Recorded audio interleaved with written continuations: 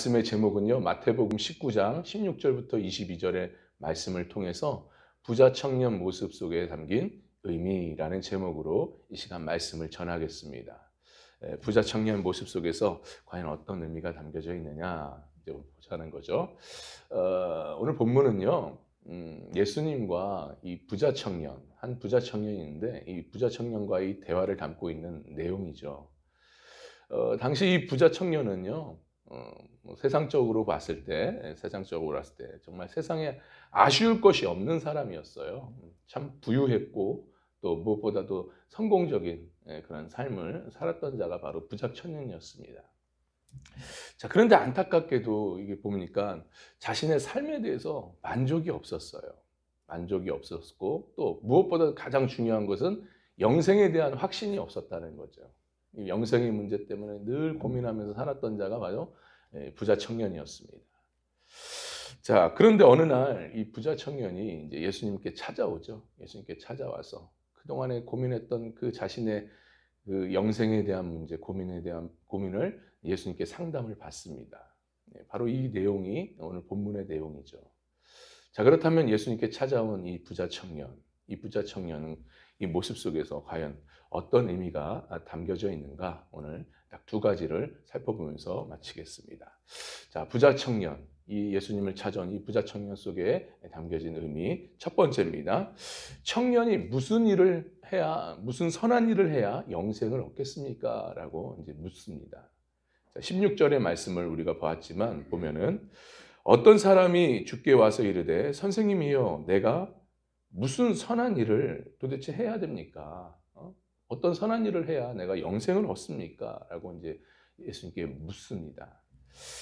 참으로 이것은 어떻게 보면 예수님께 찾아와 내가 무슨 선한 일을 해야 영생을 얻습니까? 라는 이 청년의 이 질문은요, 어떤 면에서 보면은 바로 예수님의 구원의 진리, 그 예수님의 구원의 진리를 전혀 모르고 있는 그런 모습이라는 거예요. 다시 말해 영생을 얻는 길, 분명히 우리는 예수님의 구원의 진리를 우리 확신히 알지 않습니까? 근데 이 청년은 전혀 모르고 있었다는 거예요. 바로 그것을 보여주고 있는 것이죠. 사실 오늘 본문에 나오는 이 부자 청년은요, 세상적으로 조건만 보더라도요, 굉장히 완벽한 사람입니다. 왜 그래요? 훌륭한 가문에서 태어났죠. 또 재물이 많죠. 또 유대인의 관원입니다. 좋은 직업을 갖고 있었던 사람이에요. 그러니까 세상 기준으로 봤을 때는 성공한 사람이죠. 전혀 세상적으로 아쉬울 게 없는 사람입니다. 행복한 삶을 살았던 사람, 세상 기준으로 봤을 때. 자, 그런데 이 부자 청년이 중요한 것은 예수님을 찾아왔다 이거예요. 그런 세상적으로 아쉬울 것이 없는 성공한 사람이 예수님을 찾아왔다 이 말씀입니다. 여기서 우리가 근데 한 가지 놓쳐서는 안 되고 분명히 알아야 될 것이 있어요. 그게 뭐냐? 이 부자 청년이 예수님을 찾아온 것은요, 기존에 왜 바리새인들이 예수님을 찾아오지 않았습니까? 왜 찾아왔겠습니까? 예수님을 시험에서 넘어뜨리려고 찾아온 것이잖아요. 근데 이 부자 청년은 그런 마음으로 찾아온 것이 아니라 진짜 자신의 진솔한 고민을 예수님께 털어놓고 해결받기 위해서 예수님을 찾아왔던 거예요. 그러니까 정말 진실된 청년이죠. 어떤 면에서는. 참 진실된 청년입니다. 자, 그렇다면 무엇을 물어봤습니까? 우리 앞서 말씀드린 것처럼 내가 도대체 어떤 선한 일을 하면 영생을 얻습니까? 라는 그 질문이었죠. 여러분, 이 부자 청년의 이 질문을 통해서 우리가 뭘 보게 됩니까? 성공한 사람, 세상적으로 성공한 사람이잖아요. 부자 청년은. 아쉬울 것이 없고 재물도 많고 훌륭한 가문에서 태어났고 더 나아가서 유대인의 관원, 좋은 직업도 갖고 있고 세상의 모든 것들을 어떻게 보면 다 갖고 있는 사람이라는 거죠. 그런 사람인데 뭘 갖지 못했어요? 가장 중요한 것? 그렇죠. 예수님의 구원에 대한 진리, 그런 예수님의 확실한 영생에 대한 답을 갖지 못하고 있었다는 거예요. 구원이 없었다는, 영혼 구원이 없었다는 거죠. 여러분, 우리 예수님을 찾아온 이 청년을 통해서 우리는 무엇을 깨달을 수 있습니까? 우리는 두 가지를 깨달을 수 있어요. 결국 우리는 뭘 깨닫냐? 첫째는 바로 진정한 인생의 행복. 인간의 행복은 세상에서 있지 않다. 세상에 있지 않다라는 겁니다. 세상에서 얻을 수가 없다는 것이죠. 두 번째는 뭡니까? 바로 세상 것으로는 절대 영혼의 문제, 구원의 문제, 영생의 문제, 천국의 문제를 해결할 수 없다. 바로 우리는 이것을 깨달을 수가 있다는 거죠. 여러분, 부자라서 행복한가요? 어때요, 여러분? 왜 없는 것보단 낫죠? 없는 것보다 있는 게 낫지 않습니까? 솔직히. 있으면 내가 하고 싶은 거를 하고 또 누리고 싶은 것을 누릴 수 있기 때문에 그렇잖아요. 근데 하지만 반면에 내가 누리고 싶은 거, 하고 싶은 것을 하기 위해서는 내가 가진 것을 잘 지켜야 됩니다. 잘 지켜야 내가 하고 싶은 걸 할 수 있는 거 아니겠습니까? 자, 그런데 여러분, 내가 가지고 있는 것을 잘 지키려면 이게 쉬운 일인가요? 이것도 쉽지 않다는 거예요. 누구한테 사기나 당하지 않을까? 내가 투자한 것이 제대로 될까? 아니면 실패할까? 이 두려움과 걱정 속에서, 불안 속에서 하루하루를 살아간다는 겁니다. 심지어는요, 내가 가지고 있는 것 뺏기지 않기 위해서, 더 갖기 위해서, 왜 가족끼리 재산 싸움을 하지 않습니까? 형제끼리 법정 다툼을, 재산 통해서 법정 다툼을 하지 이거죠. 대기업들의 그 형제들의 난을 보면 우리가 충분히 알 수 있는 거 아니겠습니까? 과연 행복한 거예요, 이게? 이게 정말 행복한 삶입니까? 무엇보다도 가장 중요한 것은 이 영생의 문제, 영혼의 문제, 구원의 문제, 천국의 문제를 세상 것으로 해결할 수 있냐라는 거예요. 다 아시겠지만 얼마 전에 그 고 삼성그룹의 이건희 회장이 세상 떠났잖아요. 근데 그가 가지고 있던 재산이 얼마라고 했습니까? 18조 2천억 원이라고 했어요. 여러분, 근데 18조 2천억 원 어마어마한 돈이지 않습니까? 근데 그 돈이 이건희 회장을 구원시켰냐고요. 영생의 문제를 그 18조 2천억 원이 해결했냐 이겁니다. 솔직히 죄송한 말입니다. 어떤 면에서 유가족들한테 죄송한 말이지만 오히려 이건희 회장이 갖고 있었던 그 돈이, 그 세상적인 성공이 이건희 회장을 지옥에 보냈다는 거예요. 우리가 신앙적으로 봤을 때는, 우리가 믿음의 눈으로 봤을 때는 결국 불행한 거죠. 안타까운 일입니다. 결론적으로 말해서 제가 뭘 말씀드리고 싶은 겁니다. 인생의 문제, 인생의 행복의 문제, 영생의 문제, 무엇보다 중요한 건 영혼의 구원의 문제가 세상 것으로는 절대로 해결할 수가 없다, 이 말씀이에요. 그걸 전하고자 하는 겁니다. 근데 안타까운 것은 뭡니까? 세상 사람들은 인생의 문제, 특히 좀 더 심지어는 우리 믿는 자들조차도 이 인생의 문제를 뭘로? 돈으로, 세상의 성공으로 해결하려고 한다는 것이죠. 너무 안타까운 마음이 듭니다. 근데요, 그렇게 인생의 문제를 세상 것으로 해결하면 해갈수록, 애쓰면 애쓸수록 어떻게 됩니까? 부자 청년처럼 더 고민에 휩싸인다는 거예요.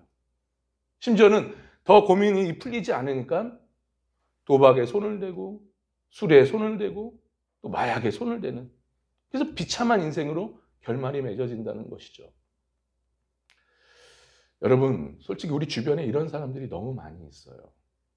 둘러보면요, 세상 것으로 어쨌든 모든 것을 해결하려고, 인생의 문제, 나름대로의 이 고통의 문제를 벗어나려고 돈도 벌으려고 하고, 또 나름대로 애쓰지만, 세상 것으로 채우려고 하지만, 그러나 채워지지가 않는다는 것이죠. 이렇게 인생의 문제를, 세상 것을 풀려고 하는 자들을 우리 주변에 너무 많이 보입니다.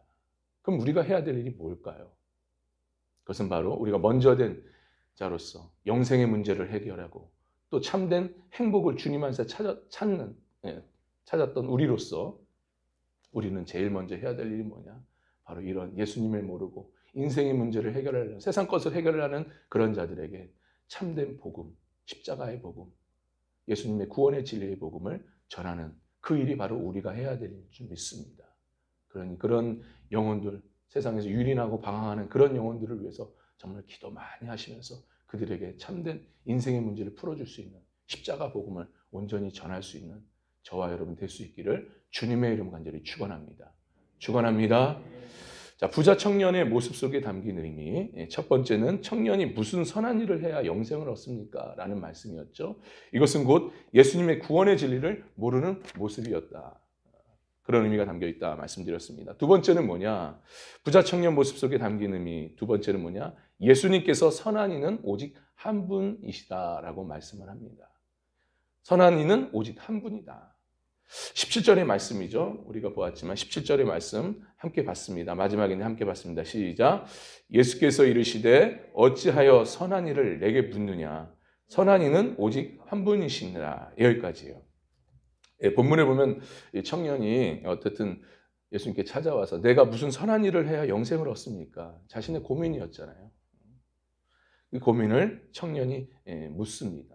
그래서 이에 대해서 예수님께서 뭐라고 대답하세요? 오늘 지금 우리가 봤지만 어찌하여 선한 일을 내게 묻느냐 하시면서 선한 이는 오직 누구라고요? 한 분뿐이 없다. 오직 한 분뿐이 없다. 여러분, 이 예수님께서 이렇게 대답하시는 것은 곧 뭘 말씀하시는 겁니까? 이것은 바로 사람으로서 선한 행위로 구원을 받지 못한다라는 것을 말씀해 주고 있는 겁니다. 그 의미가 담겨져 있는 거예요. 너희가 아무리 선한 일을 한다 할지라도 그걸 통해서는 절대로 구원을 얻을 수 없다. 바로 이 말씀을 해주시는 겁니다. 이 의미가 담겨져 있어요. 여러분, 사실 이 부자 청년이 지금 예수님께 질문하지 않습니까? 내가 무슨 선한 일을 해야 영생을 얻습니까? 이 질문은요, 당시 이 청년이 가르침을 받았던, 당시 유대교 종교 교육을 비롯해서 나온 이 질문이라는 거예요. 그러니까 바리새인들이 가르쳤던 이 공로주의 개념, 인간이 힘을 써야, 애써야, 행위로 뭔가를 이루어야 구원을 얻는다라는 이 가르침 속에서 나온 이 질문이었다는 겁니다. 당시 바리새인들은요, 자신들이 만든 전통과 율법을 통해서 이거를 지키면 자신들은 구원을 얻는다고 믿고 그렇게 생각하고 살았던 거예요. 근데 예수님은 어떻게 하십니까? 그들이 만들었던 이 모든 전통을 다 뒤엎어 버리시죠.